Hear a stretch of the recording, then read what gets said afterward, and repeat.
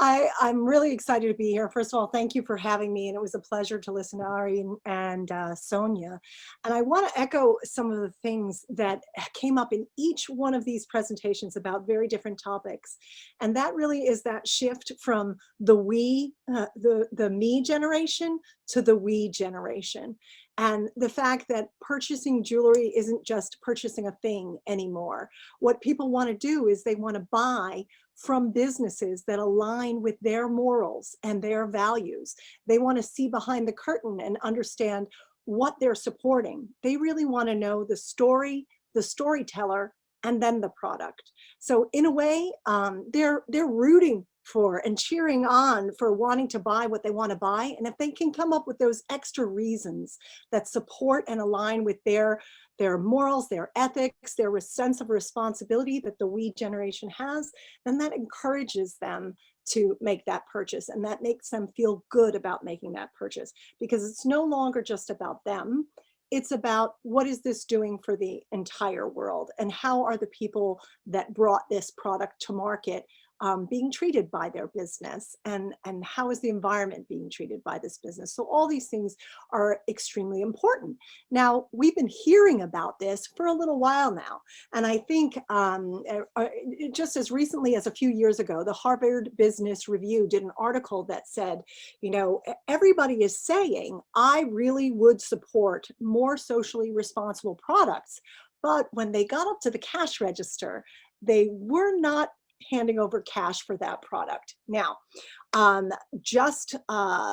think 2019, the Harvard Business Review released a new report that said the consumers are voting with their wallets. They are willing to pay more for product that is socially responsible, that is environmentally responsible, and that has ethics that aligns with their own. And they are looking for ways to see the verification and validation that that is the case. So Sonia touched upon it too, that the jewelry no longer is about how much of value in the jewelry, dollars and cents, but more the values behind the jewelry maker, the storyteller behind the product. So this is what's really important. And we're seeing the data to back that up for us now. Even when it comes to packaging, we had a Boston Consultant Group survey that found that 74% of consumers were willing to pay more for environmentally sound packaging. So this is the box the diamond goes in. This is the parcel packet. So there is a real permutation from beginning to end by the consumer to want to see responsible sourcing, social responsibility at every stage of extraction, manufacturing, production, jewelry design, development, and bringing it to the market. Why is this important to you? You know, the brands, the people on the front line, the retail brands and the brands, jewelry brands and designers are putting their name in front of that product. And with this new consumer that is more and more interested in the who, what, where, and why behind the jewelry and not just the jewelry or the diamond itself, they're not going to risk that they're working with anybody who isn't supporting those social responsibility goals that everyone is demanding it from at a consumer level.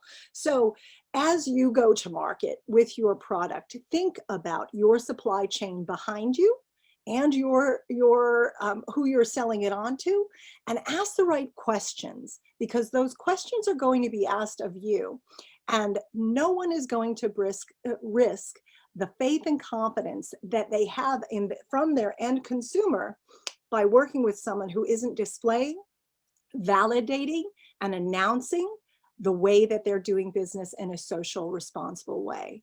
So a few more statistics that are really interesting about this is that one of the big proofs that was a precursor to this was that 50% of the consumer goods growth from 2013 to 2018 was in products that were marketed as socially responsible. 50% of the growth. So even before we thought that people were starting to vote with their dollars, we see that we already had the trend, that the growth was coming from those areas. Now, today, I think 3 months ago, a large Vogue article said, finally, sustainability and responsibility are the top priority in the jewelry market. So the writing is on the wall. The retailers, the consumers are demanding it. Therefore, the retailers, all the retailers that you want to be working with are demanding it from their supply chain. So you will have to demand it from yours as well, and show those behind the scenes that Sonia mentioned quite correctly that are very important. Nobody wants to buy from an unknown entity anymore.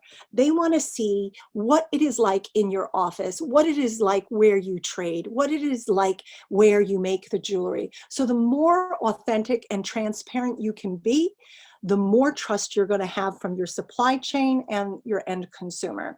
So the big takeaway for me in conclusion and for you is that businesses must initiate sustainability into their competitive strategy if they are to foresee a future down the line 5-10 years. It is a non-negotiable today.